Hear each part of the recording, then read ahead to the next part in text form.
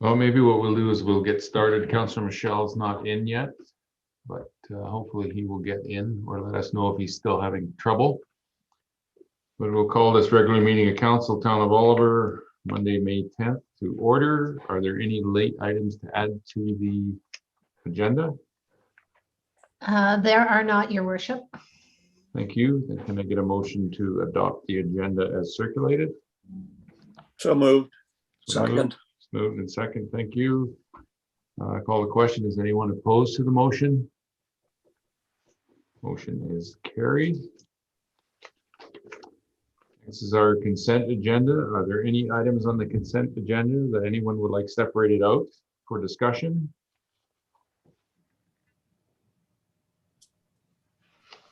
Not seeing anybody's hand up, so then I'll look for a motion that the May 10th, 2021 consent agenda be adopted. So moved. So moved. Second. Seconded. Call the question. Is anyone opposed to the motion? Motion is carried. And committee reports. I'll look to Chairperson Schwarzenberger to give us a verbal report from the Committee of the Whole meeting that was held earlier this evening. Thank you, Your Worship. We had two items on the agenda. The first was a certificate from the Government Financial Officers Association, and this is a Canadian award for financial reporting, which was given to the Town of Oliver's Finance Department for the fiscal year 2019 annual financial report. So congratulations go out to Doug Leahy, the Chief Financial Officer, Marcus Lebler, the Deputy Chief Financial Officer, Connie McGoughlin, our payroll clerk, and Holly Walton, our accounts payable, accounts receivable clerk. And then the other item on the agenda was the new building bylaw 1404. And there was a lot of discussion to and fro on this item. There were several possible changes highlighted, mostly minor changes to the bylaw. And so the bylaw is being referred back to staff for further review, and it'll be brought forward to a future committee of the whole meeting. And that's my report, Your Worship. Thank you. Thank you, Chairperson Schwarzenberger. Moving to water matters, our first item is the water quality summary report for April 2021. I will pass this over to our Director of Operations. Thank you, Your Worship. Just going to pull it up. So April, this is a water quality summary report for April 2021. Purpose of this report is to provide a summary of the water system operations by the Town of Oliver for the month of April. April's on approximately April 9th, the water system switched from the winter mode of operation to a summer mode in order to meet increased demands. That results from the start of the irrigation season. And as you can see that our operators are quite busy when it comes to April. It's one of our busiest months. And there's a lot of work to do in that month. And the in-town operators have to do the water, and there's actually quite a bit of sewer work to do as well as reclaim water. So it looks like we're a lot higher on our consumption in April. And that could be from, it seems to be a bit drier out there. I think the lower elevations never received as much snow or precipitation this winter as opposed as the higher elevations. And we're starting to see that even in our groundwater levels. They weren't quite as high as they should be for this time of the year. So if anybody had any questions, you can let me know. Any questions for the director? Councillor Mattis. Thank you, Your Worship. We're on stage 1 water restrictions. Is there a protocol that we follow for getting there, and why are we there? Well, we're on a stage 1, which we were talking about, staff were talking about this earlier, most municipalities in the Okanagan go to a stage 1, but they call it normal. And what we've noticed, we have some triggers, and in this case, we're referring to our groundwater triggers were right at the borderline of implementing the stage 1. So we implemented the stage 1, and we just don't want people watering grass 7 days a week, but you can hand water, you can use microjet systems, any type of microsystem 7 days a week. You can water your garden anytime you want. It's just trying to train people not to water the grass 7 days a week or 5 days a week, and get it down to the 3 days a week. It helps us in the end. Okay, thank you. Any other questions for the director? Not seeing any. Can I get a motion to receive the water quality summer report for April 2021? So moved. So moved. Second. Second, thank you. Any further discussion? Not hearing any, I'll call a question. Is anyone opposed to the motion? Motion is carried. Moving to item 2, water regulation amendment bylaw 1351.09 for first, second, and third reading. I will pass this over to our Director of Operations again. Thank you, Your Worship. The purpose of this report is to introduce water regulation amendment bylaw 1351.09 for council's consideration. The options are that council gives first 3 readings to the bylaw 1351.09, or that council provides staff with further direction. Recommendation is that water regulation amendment bylaw be read first, second, and third time, and that the water regulation amendment bylaw be adopted by council at the May 25th, 2021 regular council meeting. Council and staff discussed changes proposed by operations and the finance department at the April 26th committee of the whole to clarify backflow prevention, reporting timelines, and the town administration of seasonal meters and the costs of offering that service were all amended in the bylaw. Were there any questions?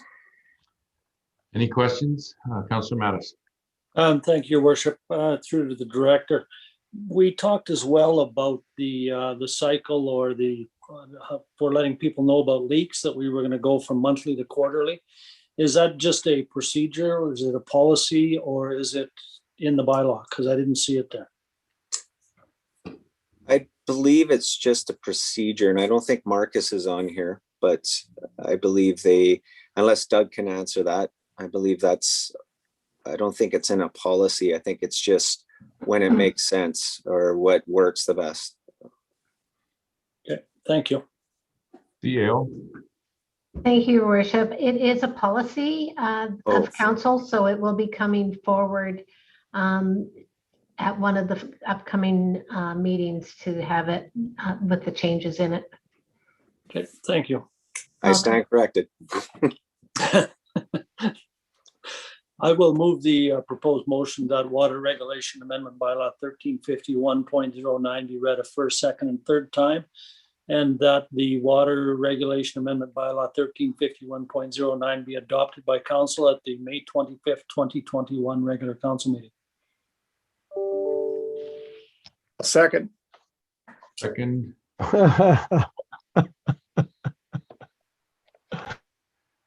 Councillor Michelle, you made it. Yeah, somehow I made it. I don't know. It wasn't working. Those links weren't working. Now I finally got in. No big deal. Okay, All good. we did go through the water quality report just to give you an opportunity. Did you have any questions on that report? No, I didn't. I had a question for Sean to do with the water restrictions, but I don't know if that wasn't in the report. So I don't know if maybe wait for the end of the meeting, or. I can, Councillor Michelle, I can quickly just update you. Councillor Mattis had the same question. The reason why we triggered the the water restrictions is to start getting people just to water their grass 3 days a week.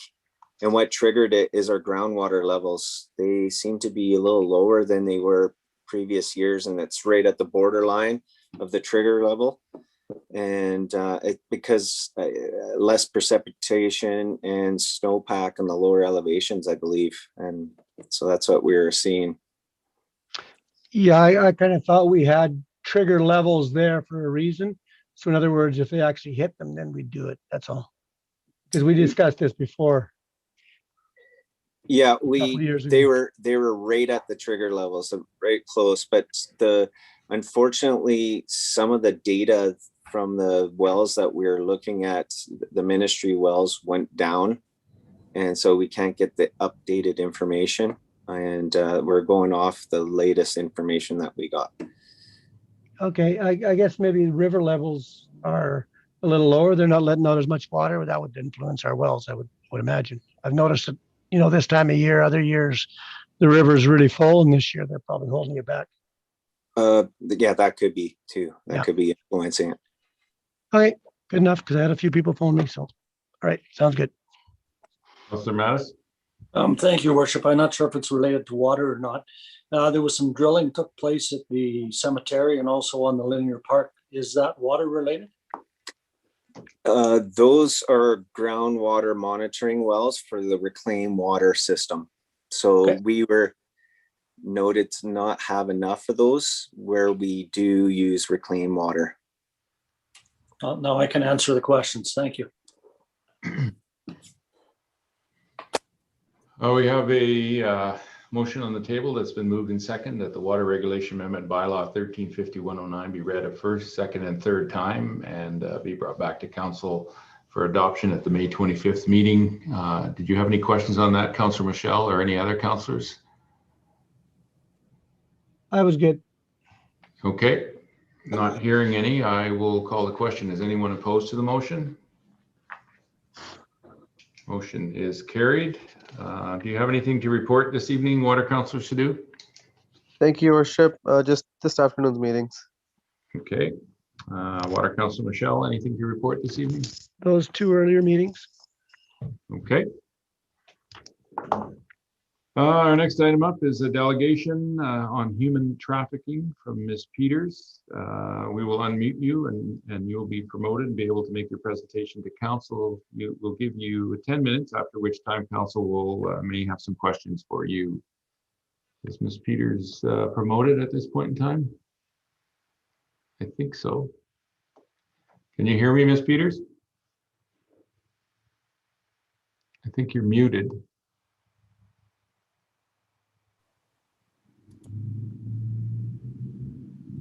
How's that? I can hear you now, yeah. Okay, Maybe a little low, just a little low in the volume. I'm a little low. I'm not sure how to change that. But I can talk loud.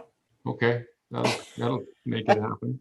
Okay. Alrighty, so you got 10 minutes and then save some time for council to ask questions if you're ready to go. I am. Maybe I'm just trying to see if I can find some volume here, but no, I can't. Okay, so thank you again, Your Worship. Human sex trafficking and sexual exploitation for the purpose of prostitution is the fastest growing crime in the world, and it is here in every community in BC. So what is human trafficking? It is the recruiting, transporting, transferring, receiving, holding, concealing, harboring, or exercising control over a person for the purpose of exploiting them. The key word is exploitation. This is modern day slavery. Here are some stats. 13 years old is the average age of recruitment into the sex industry, much younger for Indigenous girls. In Surrey and Vancouver and the Lower Mainland now, the target age is 10, 11, and 12 years of age. It's shocking. COVID has made this much worse. Traffickers are very organized and sophisticated. 54% in the sex trade are Indigenous. They are severely overrepresented in the sex industry. This is the worst case of systemic racism in the country. I shared this with the BC Indigenous chiefs and the Federal Minister of Justice, David Lametti, a couple of months ago. Indigenous women, at the very least, and girls want forensic nurses and rape kits. 82% involved in prostitution had childhood sexual abuse and incest, which is preparation for prostitution later on. 72% live with complex PTSD. This is the worst form of trauma a human being can experience. 95% in prostitution want to leave. It is not a choice. It is not a job. 86% have housing needs, so homelessness makes them vulnerable. 82% need drug rehabilitation because drugs and the sex industry go together. I've been raising awareness about sexual exploitation and specifically child sexual exploitation and trafficking to every city council, MLA, MP, and police agency in BC since the Protection of Communities and Exploited Persons Act, called PSEPA, became federal law in 2014. So I've been raising awareness about this law so the police would enforce it, so the public would understand it and be able to report it. So the law has three parts. Number one, it targets the demand by targeting the buyer of sex. The predator, trafficker, pimp, facilitator, John, profiteer, buyer of sex are criminalized. Number two, recognizes a seller of sex as a victim, usually female, and is not criminalized. Actually, I think the term is that they are immune from prosecution. Number three, exit strategies are put in place to assist the victim out of the sex trade. So we do number two and number three, but not number one very well in BC. So this law focuses on the source of harm, the buyers of sex, and the profiteers. The clear statement from Parliament was that girls and women in Canada are not for sale. This is the RCMP poster, that they are full human beings with dignity and human rights. Vancouver and Toronto are global sex tourism hotspots. Now, this is what the public don't know. Canada is known as a child sex tourism destination. Where did I get that from? The Trafficking in Persons report from the US State Department. Council has received my handouts. Those handouts are a start to address human sex trafficking, especially that one handout that I gave you on child sex trafficking, the two sides. This is the kind of thing that you could put up on your website for parents, for communities, for frontline service providers, for stakeholders. This is just a really great handout. Also, my website has got great information on it as well, beamazingcampaign.org. On page 2, I've got 2 teaching videos, workshops, one for parents and one for youth. That was videotaped by the RCMP. The global sex trade is growing fast, targeting our children because children is where the money is, fueled by the internet where most of the luring is taking place. Contributing factors to a rapidly growing sex industry are globalization, unregulated technology, no surprise, limited law enforcement, and very little prevention education. So that's the bit that I do. Canada has a new human trafficking hotline number. Here it is. I did send you the wallet card in your package. And also provincially, we have OC-TIP, which has a helpline as well as victim link. Pornography is fueling the sex industry and creating the market for commercially paid sex. Men and boys are the buyers of sex and are the key to end exploitation. And I just got a great line from the Vancouver Police Department. Our boys and men must understand there's a sacred part of the woman they have no right to. So what can you do in Oliver? Well, the strategy I suggest to every city council is really simple. You want to reduce the demand by targeting the complicit businesses, and you want to diminish the supply by education and public awareness. So what you can do is train your business licensing managers what to look for when granting business licenses. And this can be a very effective way to give the message to the sex industry, it is not welcome in Oliver. For example, the number 1 is unregistered massage and body rub parlors. Number 2 is nail spas. And then they rebrand and call themselves holistic health centers or day spas, modeling agencies, tattoo parlors, escort services, cheap bars and hotels, men's clubs, Airbnb, VRBO, casinos, strip clubs, organized crime clubhouses, and truck stops can be typical covers for sex trafficking and exploitation. If you have crime clubhouses, you can use land use bylaws to remove them. That's what they did in Manitoba. Regarding hotels and motels in Ontario, best practices globally, in an effort to curb trafficking, they mandate the registration of every guest who is physically in the room. And this could be a consideration. The sex industry is targeting our youth, children, and the vulnerable in every BC community. And schools are the recruiting grounds for gangs and sex trafficking. So a critical deterrent are the school liaison officer program in schools, because officers prevent crime and protect the vulnerable. Please note, any anti-police narrative harms our communities because they're the only people trained to protect us. BC is getting further and further behind every province in Canada in both enforcing the federal law and raising awareness with prevention education. Therefore, BC and the Lower Mainland is the best place in Canada to buy and sell women and children for sex. Public awareness in BC is completely lacking. That is why I've sent information packages to all 190 city councils in BC to warn you all of this rapidly growing crime. I did want to say, people ask me where my stats come from. Stats Canada has just released their numbers. The numbers aren't high, but the graph shows that the trend is moving up. And down at the bottom here is the Joy Smith Foundation. She is the former member of Parliament from Manitoba that introduced our 3 human trafficking laws, and I've worked very closely with her. So I do have 3 asks from council. Number 1, is there any other stakeholder group, Indigenous bands, school board that I could present to in your community? Number 2, could you alert the Premier and the Solicitor General that this crime is a priority in BC? There needs to be funding for the provincial law enforcement and a provincial awareness campaign.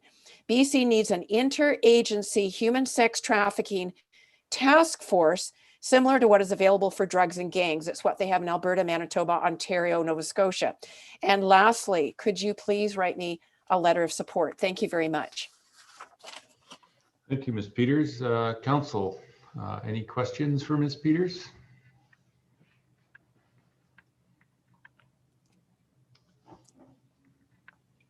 Councillor Grace.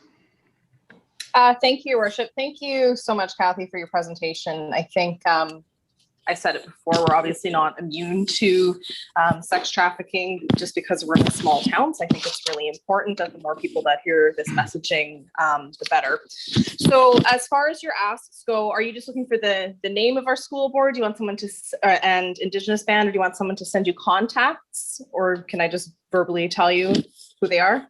If you could send me any contacts, that really helps. Okay, for sure. As far as a letter of support, I would certainly be in favor of that. I don't know if you have a framework for what you're looking for as far as wording. Maybe if that's something that you want to send to our staff, and then I mean, I can't make that decision on my own. That'd be for the rest of council as well. But yeah, I really thank you for your presentation. Thank you, Councillor Grace. Anyone else with a comment for Ms. Peters?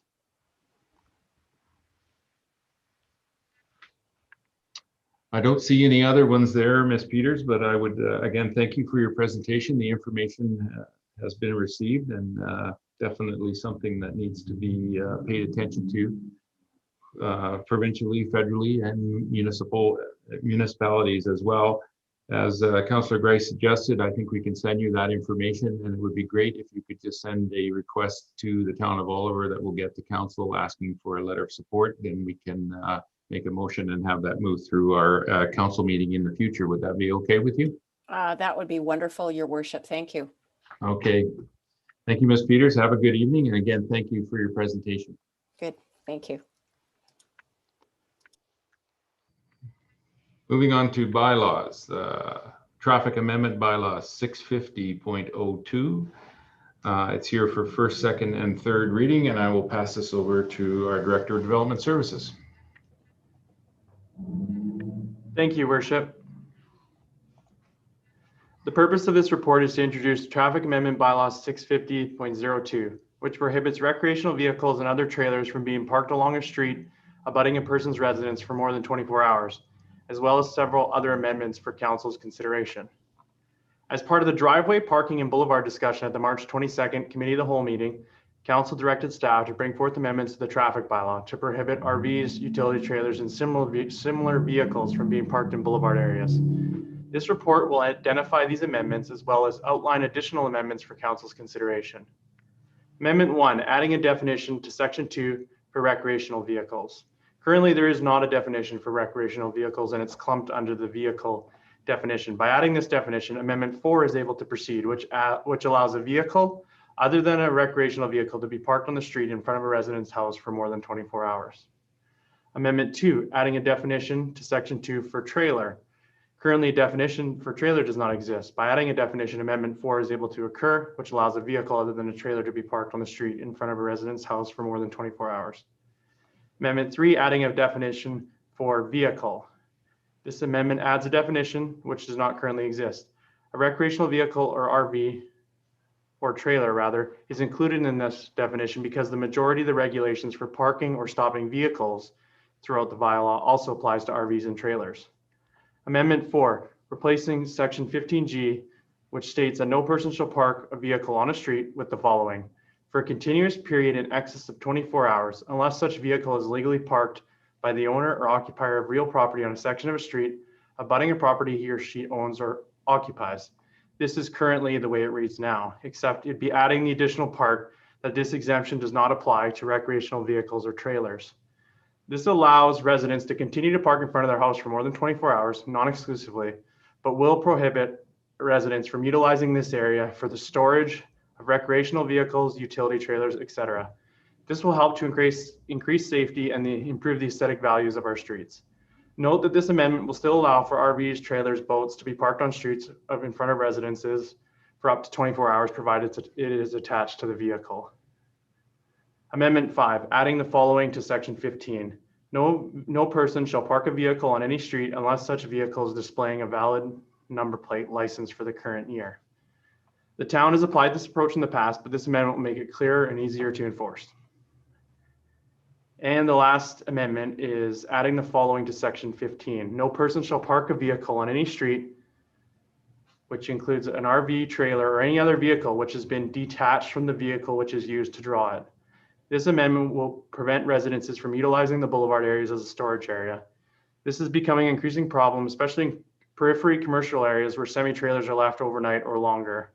This amendment will also add clarity and more ease of enforcement. So with this, the staff recommendation is that council give first, second, and third reading to the proposed bylaw, and that adoption be scheduled for the May 24th, 2021 regular, or it's actually May 25th rather, regular open council meeting. Thank you, Your Worship. Thank you, Director. Councillor Mattis. Thank you, Your Worship. I just want to thank the director. I think these are exactly the amendments that we asked for.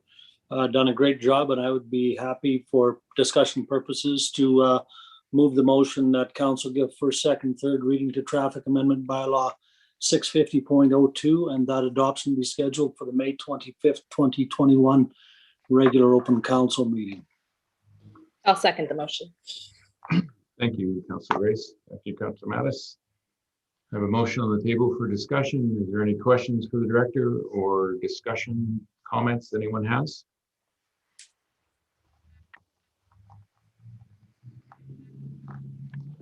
Not seeing any, I will call the question. Is anyone opposed to the motion? Motion is carried.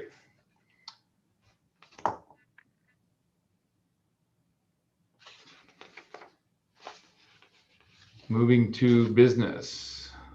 Is our first item of business the other Oliver Crime Watch vehicle? Yes, it is. Okay. The first item of business is our Oliver Crime Watch vehicle. I will pass this over to the corporate officer. Thank you, Your Worship. The report before council is to outline the request received from the Oliver Crime Watch group for financial support from the town of Oliver to purchase a new vehicle. As a little bit of a background, you may recall that we had a retired truck from our fleet in 2018, and that was donated to Oliver Crime Watch as it was identified as a real need for their group to carry out their duties. Some funds were donated from the regional district to help brand and equip. Currently, the town financially supports Oliver Crime Watch $300 per month to cover their gas and other expenditures. It's on our insurance policy, and I believe in the general ledger, we put $1,000 for maintenance and repairs. Back in 2018, there was some concern identified for it being on our policy, with it being outside our town boundary. And we thought maybe the RDOS, we might want to look at establishing a regional service. But further discussion, we understand that our fleet is outside our boundary anyway, so we didn't carry forward with the regional service. Like I said, the truck did meet their immediate needs, but there's ongoing electrical issues.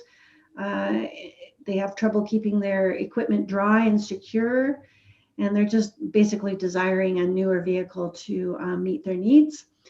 We did attempt to do some applications to the civil forfeiture, but we missed their application deadline.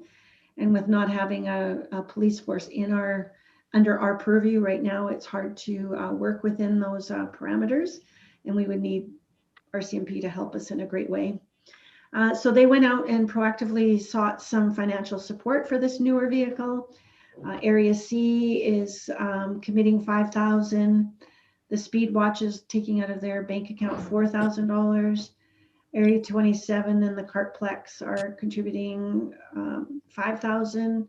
Vinter Cove $5,000. That totals $19,000, and they're seeking an $8,000 request from the town of Oliver for a total of $27,000. Moving back up into the report, there's a few things that we've done a little bit of research for council to help in your decision making with the purchase of a newer vehicle. The decision would need to be made by council who owns the vehicle. As it's, the older retired truck is on our insurance, so are we going to continue with that practice? We did contact the city of Penticton, and their Crime Watch vehicle does not form part of their fleet. There was additional questions or thoughts with regards to their financial management. Oliver Crime Watch currently is not a registered society. There was some concern on their behalf of the cost. I did do a little research for them and provided that it's very nominal, $130 to make that application. But they do have elected positions: vice president, president, secretary, and treasurer, and their banking is controlled with 4 signing authorities that require 2 signatures for transactions. And they pointed out to me that the mission statement is to help the town and area with safety and security. With the committed donors, they're asking to be able to put their brand on the truck. That may be something that council wants to consider as well. Do we want it branded like a Crime Watch vehicle, or do we just want to put the names in an indiscreet location for the sponsorships, or identify one area of the vehicle for branding for logos? With the $8,000 donation, the Chief Financial Officer has placed in the financial section that in 2019, a reserve policy was brought forward to council to establish criteria for specific reserve and how it would be used, and the minimal reserve levels that each reserve could not go below. At that time, council was reluctant to approve the reserve fund policy and asked staff to bring it back as part of the 2020 budget process. However, that's not occurred due to workloads and COVID issues. However, during the 2019 budget deliberations, council requested staff to establish a general capital reserve, and that could be utilized to fund the various one-time capital requests. As of December 2020, the balance of this reserve was $104,400. So there's some options before council that you may choose to support the request from Oliver Crime Watch. You may choose to deny the request, or you may defer back to staff for additional information. Thank you. Thank I can you, take any questions. Councillor Grace. Thank you, Your Worship. So yeah, a few comments. I mean, I'm in support of this ask. I think Sergeant Rigglesworth has spoken to the value of this group of volunteers, and I think that we've seen that as well. I think it's great to see the level of financial support that they've already gone and proactively received. I think it's you know, it speaks to the fact of how valuable this vehicle would be to them, that they're not just sort of coming with their hands out asking for all of the money. So I think that's really great. As far as the sponsor logos go, in my opinion, I think it's important that it's easily identified as the Crime Watch vehicle, but it's easy enough to put a, you know, supported by line with some logos on there. I think that's fine. And yeah, those are my initial thoughts. Interested to hear what the rest of council has to say. Thank you. Councillor Mattis. Thank you, Your Worship. I am in tune with Councillor Grice in that I support this as well. I have no issues with putting logos on there if it will raise funds. My question was more to staff, or did staff give any consideration as to what would happen with the old truck and any funds that might derive from that? Would that go towards offsetting the $8,000 that we're being asked for? Like, would that go back into the reserve when we dispose of the truck? Did we have a plan for the old truck? Through the chair, I haven't given consideration to the old truck. I don't know if there's any value. That Director of Operations may be able to advise if there's any value. Well, I'm sure there's some value there. Can I just pass this over to the CFO? Yeah. He probably has a better idea of the value of that vehicle at this point in time.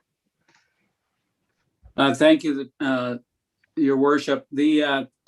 I'm not familiar with the vehicle. I'm only going by what everybody's told me about the vehicle and the condition of the vehicle. It sounds like it is in need of some repair, but saying that, vehicles are like anything these days in the COVID world. It seems like things are worth a lot more than what they appear. So certainly if we can sell it or whatever transaction can take place, we would certainly put the money back into reserve. Thank you, Your Worship.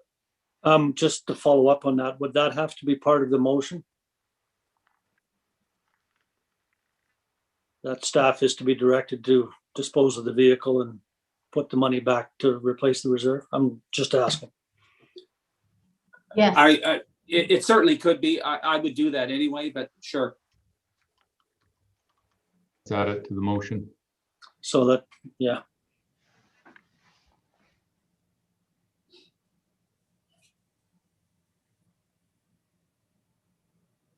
And funds returned. Yeah. Councillor Schwarzenberg. Thank you, Worship. I'm in agreement with my other two colleagues. I think this, I really am proud or pleased with the Crime Watch people to go out and fundraise to start with and not come to us for the full amount. So I think this is very worthwhile.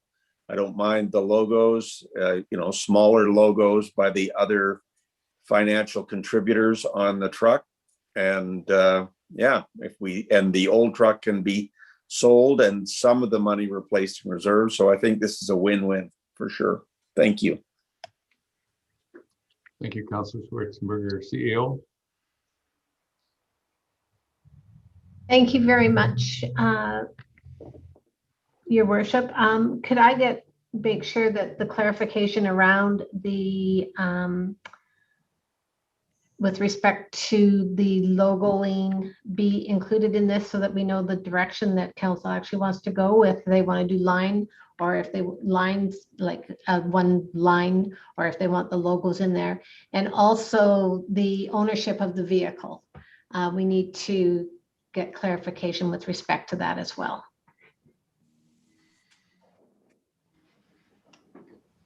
Councillor Ventimiglia. Thank you, Worship. I'm in agreement with pretty much everything that's been said so far. I just have a couple of questions. Regarding, and this comes up in the CAO's comments in our report, regarding Area C and their contribution.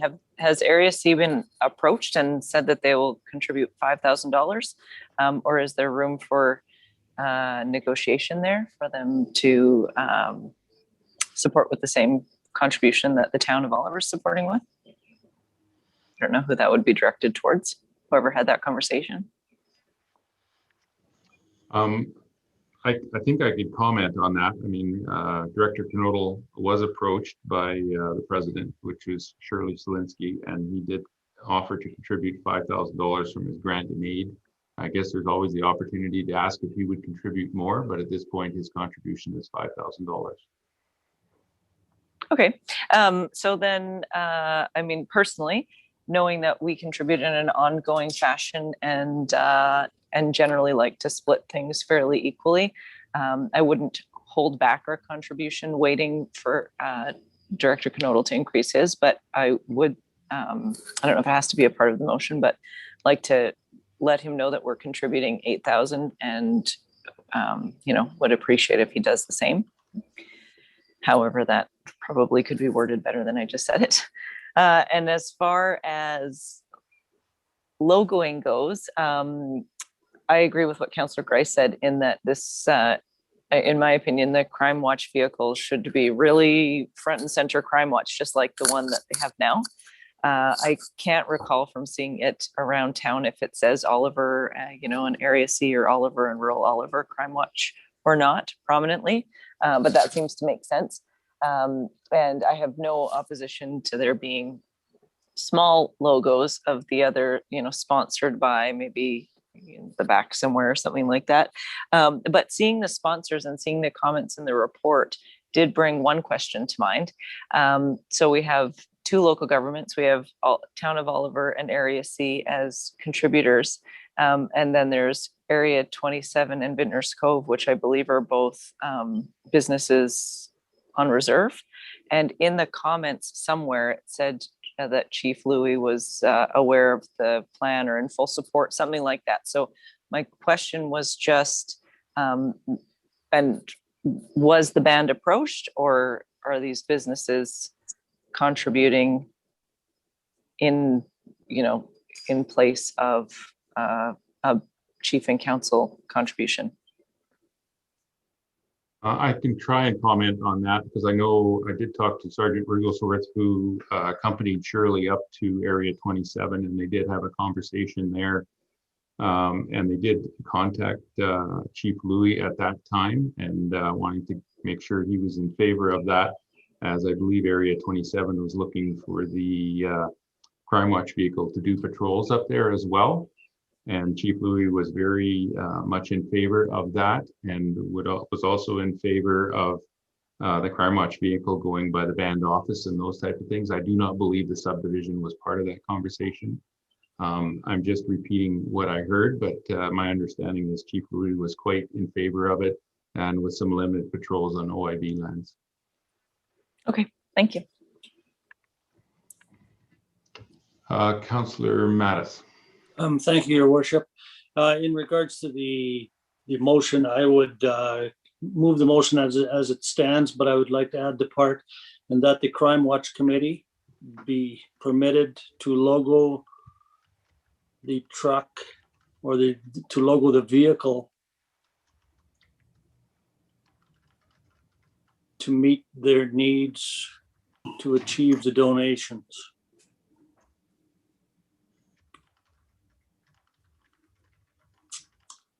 I would hate for us to nitpick and make it too small and then they don't get the donations.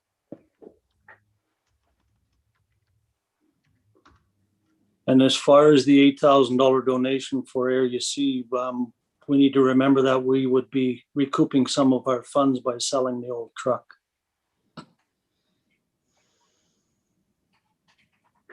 So as it stands, I will move the motion.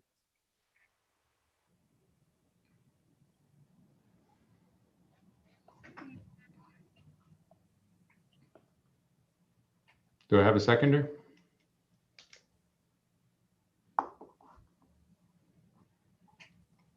I can second for the purpose of discussion, but I don't think that we have resolved the issue of ownership yet. Okay, thank you, Councillor Ventimiglia. I got a few comments and then I'll go to Councillor Grice. As far as logos go, I know that Penticton has a Crime Watch vehicle as well, and the logos are on the tailgate, I believe, which gives lots of room for the vehicle to be a Crime Watch vehicle, and instead lots of room to have logos on the back so that people can be acknowledged for their donation. I think ownership, it would be great if the vehicle could belong to the to Crime Watch, and the Crime Watch would create a society. I think that would be the easiest way to do this, in my opinion. And I'd just like to take the opportunity to recognize Shirley Selinsky. She's done a lot of work in this. She took over for Ron Johnson, who did an amazing job in his own right. Shirley has really stepped up the game for the Crime Watch and has really done a lot of work and has been a very progressive thinking in trying to get funding from other people to contribute to getting a new vehicle. As a person who's driven around in that old vehicle, believe me, it wasn't very comfortable for sure, and wasn't very functional, even though there was a lot of people putting a lot of effort into making it do so. And there was a lot of equipment in the back that was not really working that well because it was out in the elements, so to speak, even though it was covered.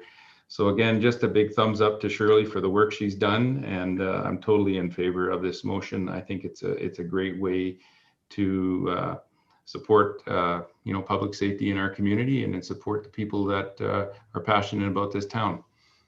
Councillor Grice. Thank you, Your Worship. Yeah, so around ownership, I was going to ask, does Crime Watch intend to, or do they want to form a non-profit society? Is that their plan? Because I would agree that they should have ownership of the vehicle as well. I guess through to the corporate officer. Through to the chair. They have expressed interest in forming a society, but they were hesitant because they thought the cost was much higher than the $130 that I found online. They thought it was a few $1,000s. So I think they would be more favorable to applying for a nonprofit status, because they had hoped to apply for grants and stuff, and they've been held back for not holding that nonprofit status. Thank you. And my second question is, do we know if they're willing to have ownership of the vehicle? Has that been discussed with them? I don't know if that needs to be part of this motion, or I think we need to maybe find that out before. I think it should be a separate motion, but we could have that conversation with Crime Watch after. Okay. And the only other thing I wanted to offer up a friendly amendment that we're allocating up to $8,000.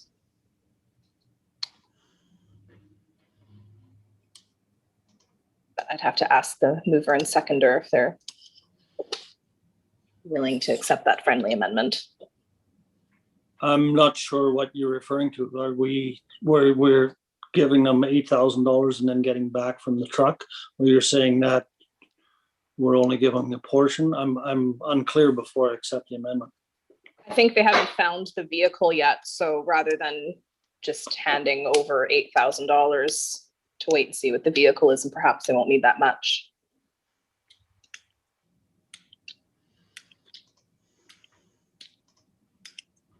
I think I'm going to leave it at the $8,000. We're just allocating at this point the details of the requirements. It could just as easily be said that the other participants wouldn't have to contribute as much, and I'm not sure how that would all work. So they've asked us for $8,000. I'm prepared to allocate the $8,000 from reserves.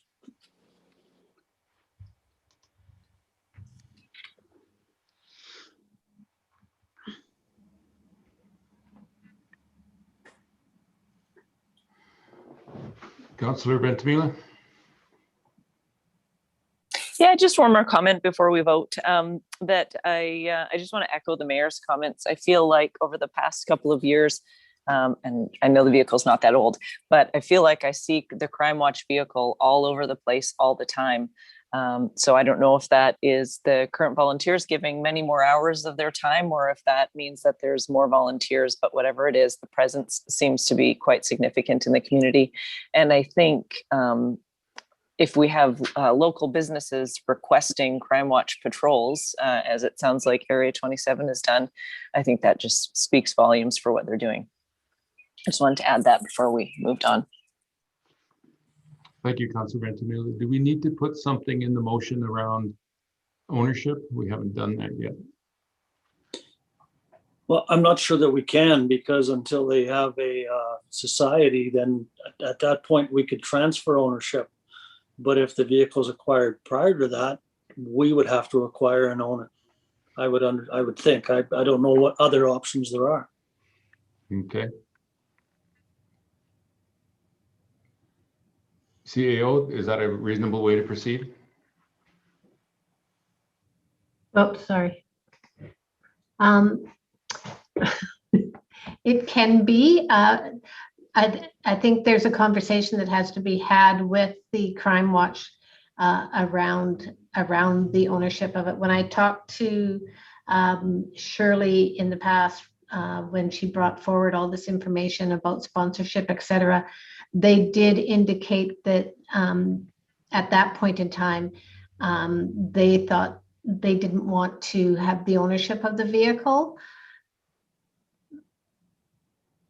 But given the fact that they may be able to become a nonprofit society, that they may want to have it in as their own vehicle at that point in time. But that's a conversation that I think we need to have further with Shirley, and then we will bring that particular issue back to council for your decisions.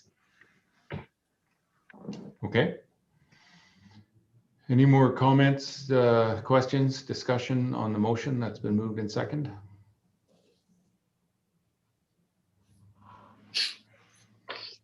Not hearing any, I will call the question. Is anyone opposed to the motion? Motion is carried. Moving on to item 2, council training and education. I will pass this over to the CFO.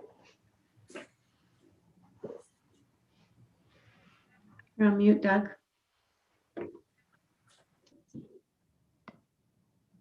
You're on mute, You're Doug. muted. Sorry. I was so good at that too. To seek direction from council to extend training opportunities beyond the current remuneration expenses bylaw 1304. Councillor, I shouldn't single one councillor out, it could be any councillor, went to a conference and came back and requested the opportunity to have follow-up training and education, which is always a good thing. However, our remuneration bylaw is very specific in that it is only covering the expenses related to FCM, SILGA, UBCM, and the Waterworks Association of BC conferences, workshops, or committee meetings. So what the staff recommendation is that council authorize Councillor Ventimiglia to attend a training course offered by the LGMA, and the Town of Oliver bylaw 1304 be amended to reflect training opportunities for council as a whole, and that would include the water councillor. So if any council member seeks or wishes to go on, now I guess the criteria would be up to council as to what is that criteria. In this particular case, it's a certified course. It comes in a certificate program. Anyway, that is the staff recommendation. Thank you, Worship. Thank you, CFO. Councillor Grace. Thank you, Worship. Yeah, I'm absolutely in favor of this. I think not all councillors go to all of the conferences. There's obviously other professional development opportunities out there. And I think the better educated we are, the more effective we will be as councillors. So I think this is a great idea. Thank you. Councillor Schwarzenberger. Thank you, Worship. I agree. I think we should have the opportunity to go to some other training courses other than just those that were that are in the current bylaw. So I'd be in favor of this as well. Thank you. Councillor Ventimiglia. Yeah, thank you, Your Worship. I agree with the comments that are made. I think that professional development is so important, and when opportunities arise to just better educate ourselves on the job that we're doing and how we could potentially do it in a different or better way, then it's nice to be able to take advantage of those. And I noticed in the bylaw that we have right now, regardless, that is going to need to be updated, because it says that travel expenses for trips to annual FCM, SILGA, UBCM, and WSABC, which I didn't know that was, just learned that it has to do with water. But it doesn't mention LGLA. And I know that a few of us take advantage of that on occasion, and that's the Local Government Learning Academy. So those are my comments for now. Thank you. Councillor Schwarzenberger. Thank you, Your Worship. Yeah, it's Local Government Leadership Academy. And I had looked at this report, and I had heard the speaker at SILGA that is doing this course that Councillor Ventimiglia is wanting to attend, and I believe I'd like to attend it as well. I think it'd be a really good course. Of course, it's all done on Zoom, so there's no travel or meals or hotels or anything. So I think I would like to do that. Thank you. I don't see any other comments. Would somebody like to make the motion? CEO. Thank you, Your Worship. So currently the motion is talking to just Councillor Ventimiglia. You might want to amend the way it reads before anybody moves it or seconds it. Thank you.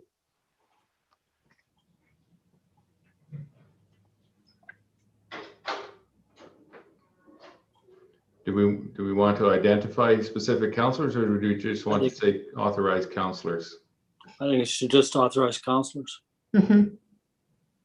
Otherwise, they might have a pecuniary interest in this vote. Mm-hmm.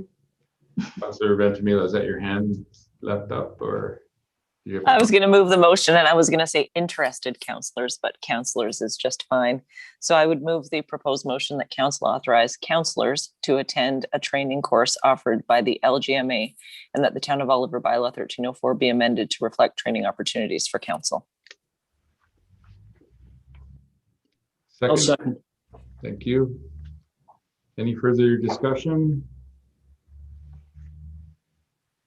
Not hearing any, I will call the question. Is anyone opposed to the motion? Motion is carried. Moving to our last item under business, Fairview Bridge rehabilitation. I will pass this over to the Director of Operations. Thank you, Your Worship.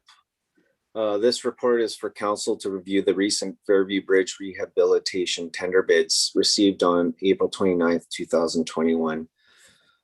Before I get into the options and recommendations, maybe I'll skip to the background and then some information from our engineers and what they've put in their report.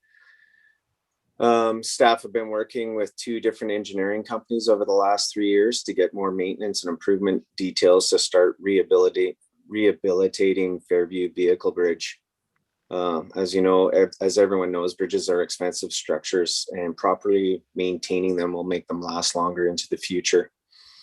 This bridge was initially inherited from the Ministry of Transportation, I believe back in 2003.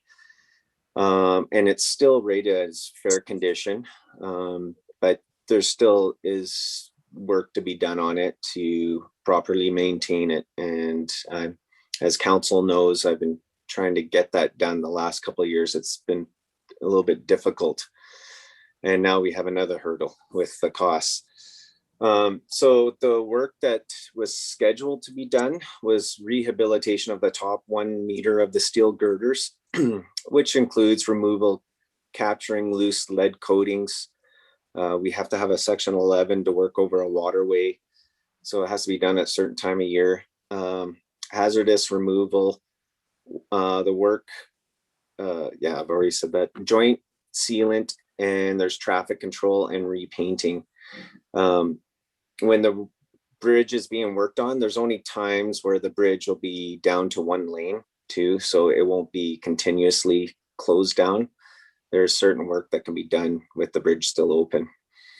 So the contract was supposed to be repairing some delaminated areas of concrete deck surface of the bridge. So it's just replacing some spots where it's hollowed out underneath, or there's some damages on the concrete surface. There's not a lot of it, but it's good to stay on top of it. And in the bid tender, we put two options for pricing in regards to the joint seals, compression or pourable. And usually what our engineer, Drew Teal, who we're using from Associated Engineering, said that the compression is generally the better option, and it lasts around it could last up to 15 years and generally costs more. But in the low bid, it was actually the lower number between the two. So Associated Engineering have reviewed the tenders, and staff have discussed the options which are being put forward to council for consideration. It's unfortunate that the lowest bid came in quite a bit higher than what we anticipated. And if I skip to and make some comments from Associated Engineering's report. When we talked to Drew, he was thinking that some of the pricing didn't seem right. We gave an opportunity for all bidders to meet on site on a specific date. I believe one showed up, and it was a third-party contractor. And so we feel that some of these companies were busy and they didn't get out to view the bridge itself. And even though, and they're just going off of the previous report that Watson Engineering did. So there was a lot of pictures, and Associated Engineering provided pictures, but sometimes you have to go out and view these things. And then Drew was saying that maybe some of his cost estimates initially were based on previous project experience from him and some of his peers at Associated, and that contains similar lead-based paint, and dealing with that and mitigating that. So Drew talks about the options and the pros and cons in their report. And so maybe I'll just go up and we can discuss that now. So we've got some three options: that council reject all tenders and ask staff to adjust budgets in the 2022 budget year to re-tender the project. And that the second option would be that council accept the lowest bid at $358,516.50 with the compression seal to Seismic 2000 Construction Limited, with the intention of negotiating specific items to bring costs down, but know that staff may have to increase the total budget costs by additional $130,000. And then the third option would be for council to ask staff for further information. And so I hummed and hawed about this one. I have had a couple bigger projects in the past come in over budget. We've rejected projects before, and we've also done projects that are a bit over. So I'm really torn. I was really torn on this one, but I was recommending that we accept the lowest bid at $358,516.50, because staff believe that we don't know what the costs are going to be next year if we go to re-tender. It seems like a lot of companies out there are busy, especially in the civil field and construction field. And there's some stimulus money out there. And So is this going to carry on for another year? There's also difficulties. We're running into difficulties with even some of our existing projects on even receiving materials on time. And what used to take 2 weeks to receive something may take 6 to 8 weeks now. The supplies aren't out there right now, so it's something else to factor in and keep in mind. But Drew said that, and they've checked with their legal department, and if we award to the lowest bid, we still have some room to negotiate some specific items and maybe get a couple of those costs down that we thought that were quite inflated, and maybe they didn't have a true understanding of the site itself. But then we could also, if we award that, it could be a risk and they may say no in the end, and we could, we may have to pay up to an additional 130,000, probably worst case scenario. If no cost can be reduced, because there'll probably be a little bit of extra engineering that wasn't anticipated to just negotiating and going through this and meeting on site with them. So, and I've also talked to our CFO, Doug, and we had a brief conversation. If council did decide to go with this added cost and go through with this project, that we could probably find some savings, or use some existing reserves within our budgets. And until we know those final numbers and negotiated with the contractor, we would then would have to determine what we could come up with. Maybe I'll just open it up to some questions and go from there now. Okay. Any questions for the director? Councillor Mattis. Thank you, Your Worship. I can understand your concern. The risk is if we cancel the contract now, it could come back in the neighborhood of the higher numbers that we saw. The likelihood of negotiating a lower price, I think, is very, very low. So I suspect that we would need that $130,000 to $150,000 more.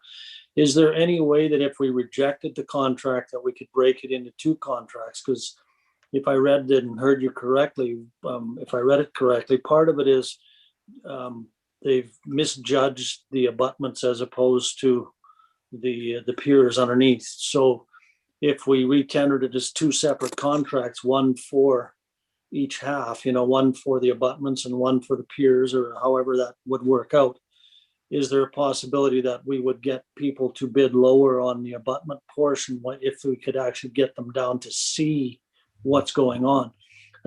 One of the drawbacks here to me seems to be that we can't get them to come on site. Is there any way that we can make it a mandatory site visit? Is it a COVID restriction? I see that, but I'm unfamiliar with that. If you could explain that a little bit more, would probably be helpful, because it almost seems as though we need a mandatory site visit. Okay, through the chair. Yes, we didn't make it mandatory just because of the COVID restrictions and traveling. A lot of these companies might be from the Lower Mainland.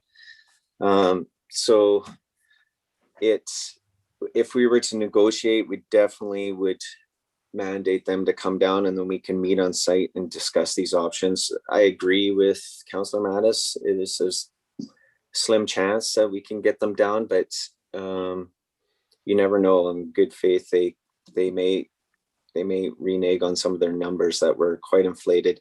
You can't split the project the way that you're thinking with abutments, because the girders run all the full length of the bottom. It's all kind of the same. What they do is they scrape any loose stuff off the lead paint, and then they recoat it.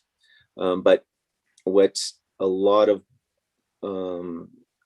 the abutments, there's a lot of room that's accessed and easily accessed from the ground, and and those unit costs seem to be higher than the the areas over the water.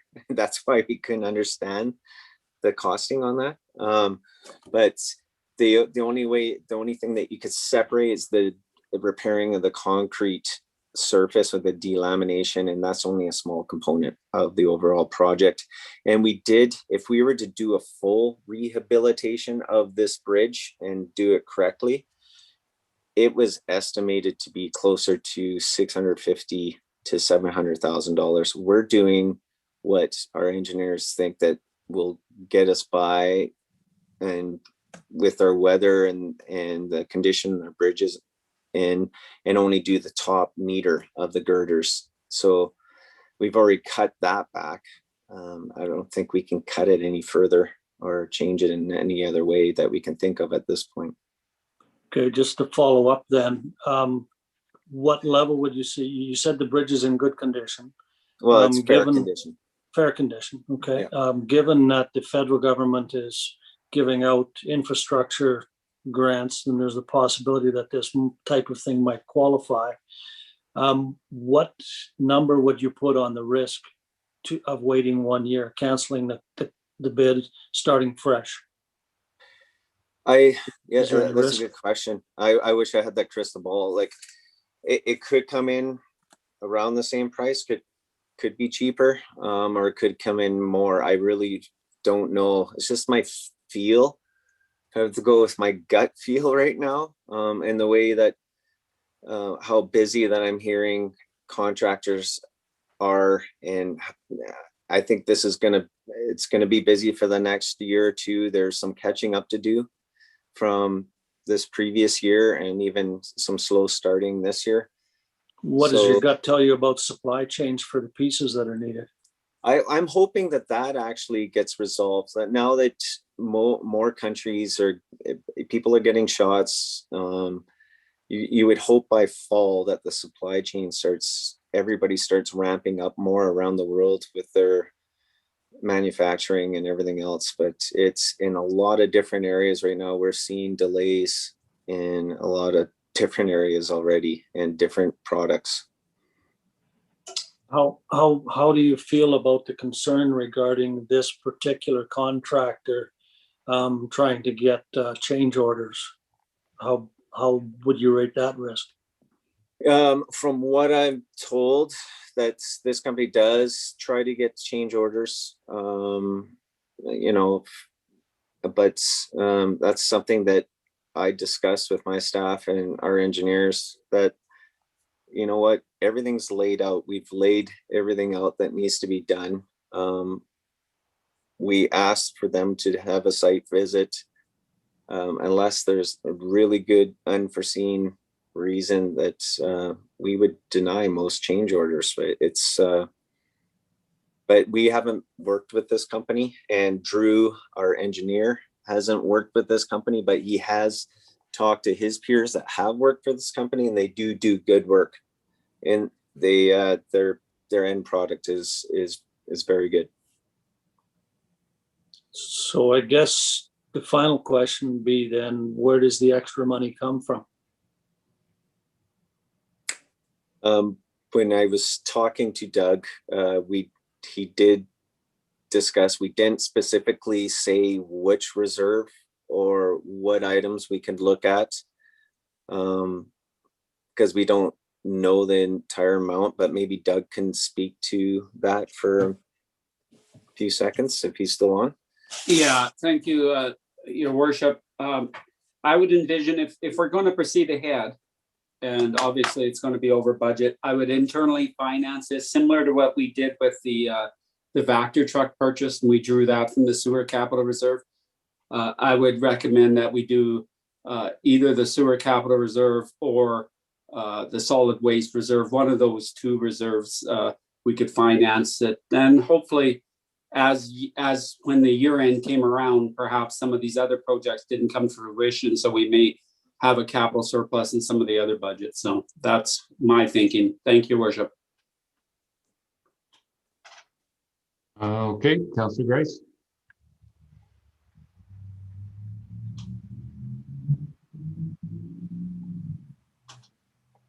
You're on mute, Councillor Grice.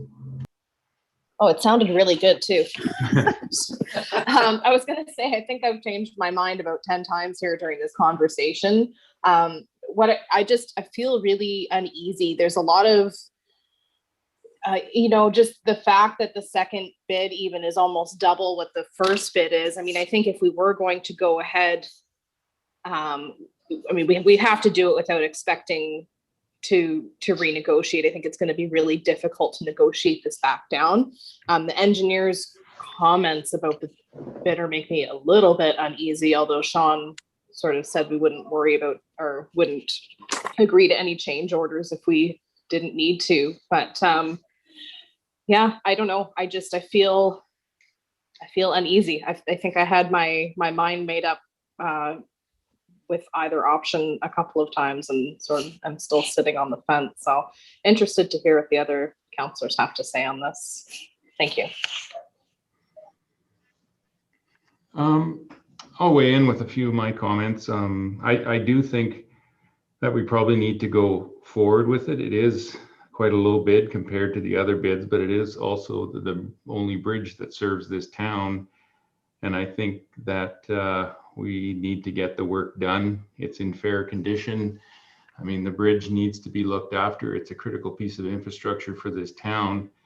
I'm not in favor of funding it from another reserve. I really think that we need to be able to pay our way forward, and we can't afford to do everything. And I don't think this is going to be the only conversation that we're going to have this year about projects coming in over budget. And I really think we probably need to look at what projects we can cancel to afford this project, which is a must-have, in my opinion. That would be my comment for now.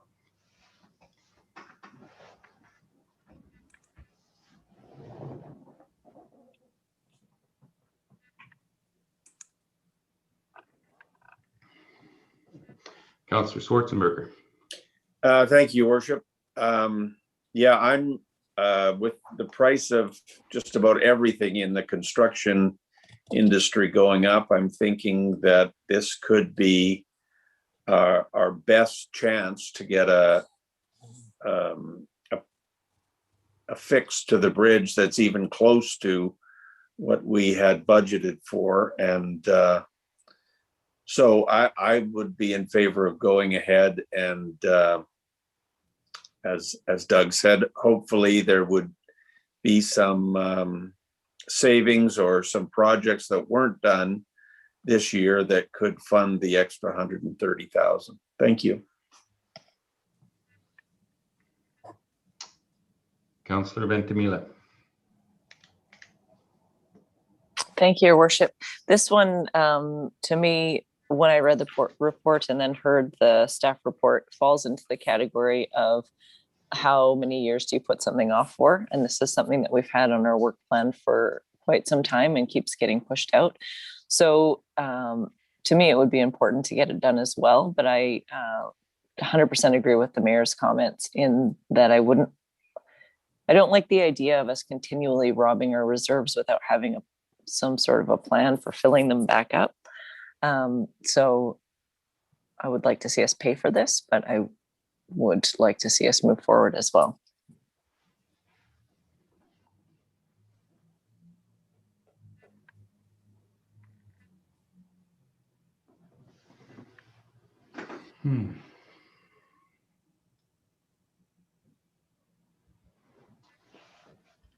Everybody's thinking. This is a tough one. Yeah, it's normally I would probably throw up my hand and say, let's reject it, think about it, retender at a different time or next year. But yeah, we have put this off. I've been trying to get it to this stage for the last 3 years to get the work done. Yeah, just COVID and the industry out there right now, it's just not helping us. But I'm not sure. I'm looking at the capital projects list and the general budget. There's a lot of these projects I've already started. But there's a good chance that some of them won't be fully completed this year. Station Street could be one of them. the time that we get the full design out and tendered, and if we get a contractor, and it depends on their schedule as well too. So and the affordable housing project, which is a big price too. I'm not sure, Randy would know more about that, how far along that is, or if we're going to be spending that full amount this year, which is 270,000. Yeah, it's tough all around too. We do have some designs on the books that we haven't even touched yet. Kootenai, Okanagan, and School Avenue, which equate to about $100,000. So it's not the end of the world if we have to move those off. And those probably wouldn't even been looked at until starting to look at until summer anyways. Okay, thank you, Director. I got a few more councillors with their hands up here. I'll just jump in with my comment quickly that, again, I do support moving forward on this. I just think we need to find the money within our capital budget, whether it's savings or canceled projects, deferred projects that are not quite the highest priority. I'll go to Councillor Grice. Thank you, Your Worship. So I guess my question would be, if we are going forward, are we having that budget discussion now, or is that going to come forward to a future meeting? I think we need to make a decision today, but then staff can come back to council and give, because we don't know what the final bid is going to be until we have that discussion with the contractor. And that still could be a couple of weeks away, the time we sit down and meet and go over our options. But staff could come back with options at that time. Thank you. Yeah, I think I've kind of fallen off the fence towards going forward with this project now, but I think where that money is coming from is going to be a bigger discussion, and we don't have all that information in front of us right now. That's correct. Yeah. Thank you. Councillor Schwarzenberger.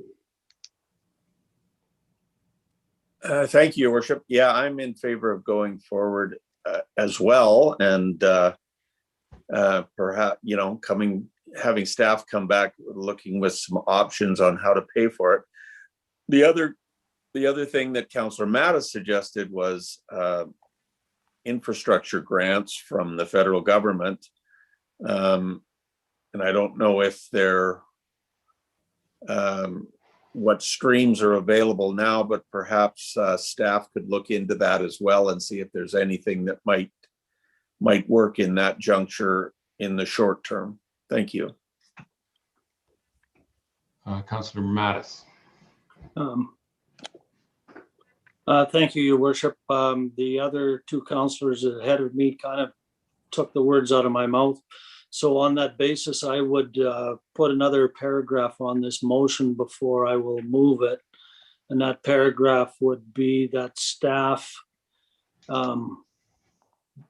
bring back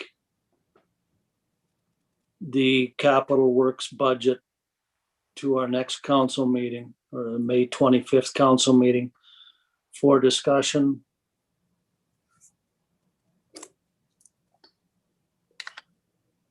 It's not the capital works project, capital works budget, but that's okay.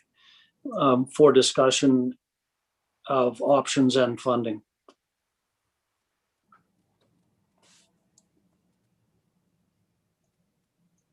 Of options and funding. I think that says what I heard the other councillors and what also was on my mind. So I would move that motion as it reads, and if it fails, then someone can write something better. I'll second that motion. Moved in second. Councillor Ventimiglia.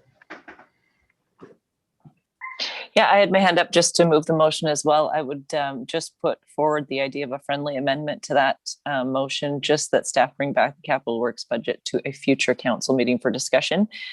Just following up on the director's comments that it may take a couple of weeks for them to even land on a solid number. I won't take that, only because I think that this number isn't as critical. necessarily as the discussion of the whole capital works budget and where the money's coming from. I suspect we'll end up at the 130,000 or higher based on the engineering. So I think we can proceed with the discussion at the next council meeting. If it turns out that 2 weeks later we find out that it's only 100,000 instead of 150,000, that'll be a hooray, because we'll either put 50,000 into reserves or allow us to go back to the budget a second time and put something back into the picture. But I would like it at the next council meeting. I'm not sure that this can wait.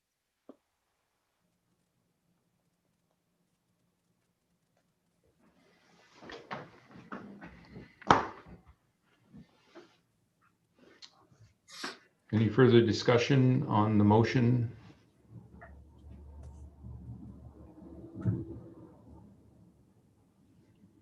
Not hearing any, I will call the question. Is anyone opposed to the motion?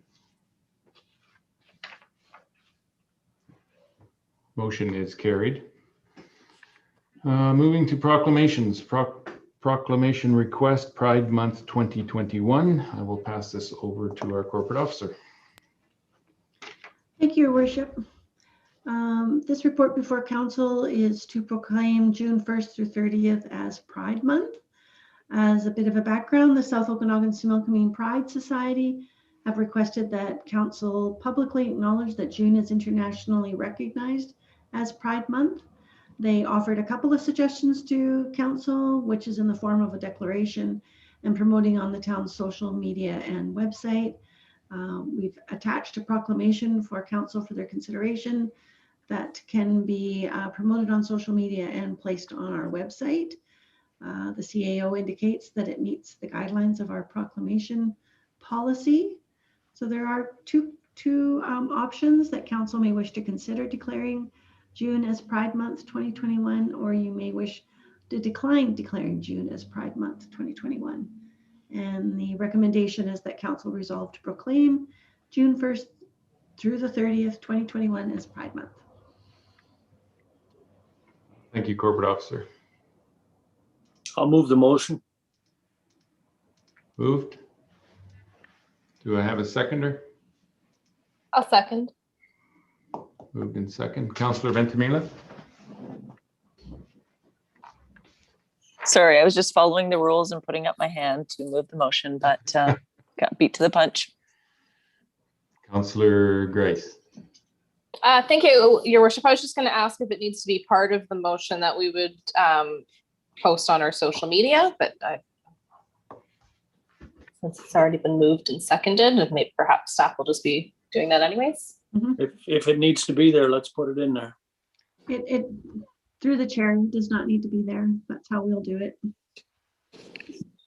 Thank you. And yeah, just for consideration for future years, I know we have all of our flags up already on our lamp posts, but maybe we can look into investing in a couple of Pride flags for future Pride years, or for Pride Month in future years. I'm not moving that. That's just a suggestion. Thank you. Any other comments? Not seeing any hands, I will call the motion. Is anyone opposed to the motion? Motion is carried. Moving to correspondence. I'll pass this over to the corporate officer. Thank you, Your Worship. The May 10th correspondence report just includes 2 items for information. One being from the Liquor, Cannabis and Regulation Branch, announcing Policy Directive 2107, prohibiting the sale of liquor in food and liquor serving premises after 10 p.m. As well, School District 53 is providing opportunity to comment on Policy G11, which regards childcare. The motion for council is that the items listed in K1 and the weekly mail be received. So moved. Moved, second. Second. Thank you. Any further discussion? Not hearing any, I will call the question. Is anyone opposed to the motion? Motion is carried. Moving to councillor reports. Councillor Mattis. Thank you, Your Worship. Tuesday the 4th was the Oliver Tourism Association meeting in the evening. Wednesday, the 5th in the morning was the Aquatic Center Steering Committee. And Wednesday, the 5th in the afternoon was an ORL, the Regional Library Finance Committee meeting. And Thursday, the 6th, the mayor and I participated in a golf scramble and we finished in first place.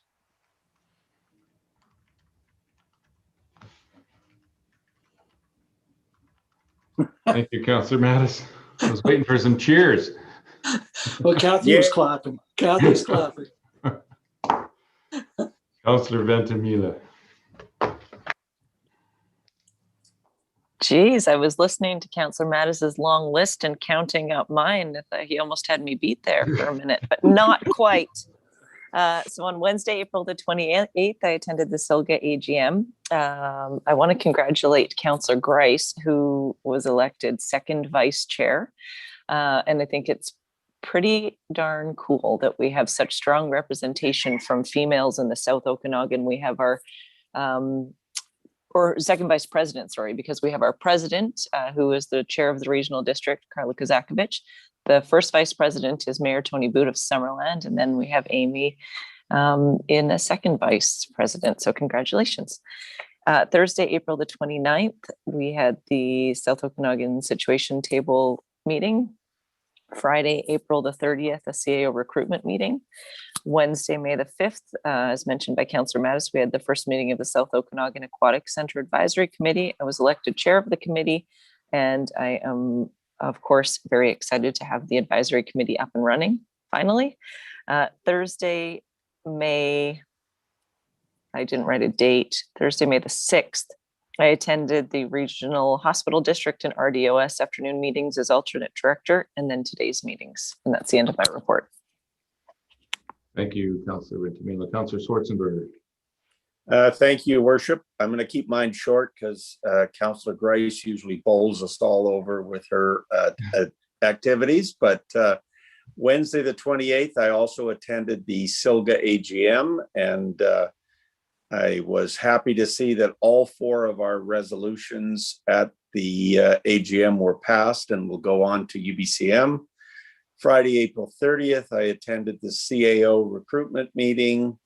And Tuesday, May 4th, I attended the Oliver Tourism meeting. Thank you. Thank you, Councillor Schwarzenberger. Councillor Grice. Thank you, Your Worship. So Wednesday, the 28th, I also attended the SILGA AGM. Thursday, the 29th, the South Okanagan Situation Table meeting. Friday, the 30th, I attended a webinar called The Catastrophic Consequence of a Nice Culture, which was super interesting. And later that afternoon was a CAO recruitment meeting. And I won't be bowling anybody over because the following week I had 0 Zoom meetings and it was very refreshing and I highly recommend it. And today's meetings, and that's the end of my report. Thank you. Awesome. Thanks, Councillor Grice. On April 27th, I had conference calls with Minister Osborne and Minister Farnsworth, COVID-related monthly calls. April 28th, I was at the reception, the community center for the Oliver Mock Reception Center, practicing for an emergency that hopefully we do not need our practice for, and the Oliver Clinic Advisory Committee that was led by divisions. On April 29th, the South Okanagan Situation Table mobilization event. April 30th, the CAO recruitment meeting. May 5th, the South Okanagan Aquatic Center Advisory Committee. And on May 6th, I was at the RDOS committee meetings, morning and early afternoon. Our next upcoming meeting is a regular meeting of council, May 25th, 2021, acting mayor schedule. May is Councillor Mattis, and June, July, August is Councillor Grice. Now time for public question period. I don't see anybody in attendance. So I don't think we have anybody to ask a question. So we'll move on to a motion to adjourn. You have the CAO with her hand up. Okay, CAO. Councillor Mattis has had his hand up. Okay, Councillor Mattis. Thank you, Your Worship. I realized that I didn't look in last month's part of my schedule, and I wouldn't want to be outdone by Councillor Ventimiglia at this one time, this one chance this year that I might have. So you could also put me down for the situation table and the CAO recruitment and today's meetings. I think that should make my list a little bit longer. I'm not Oh, really we're a sure what to fun think of. bunch. I'm not really sure what to think about that. You could add on that one that you did today.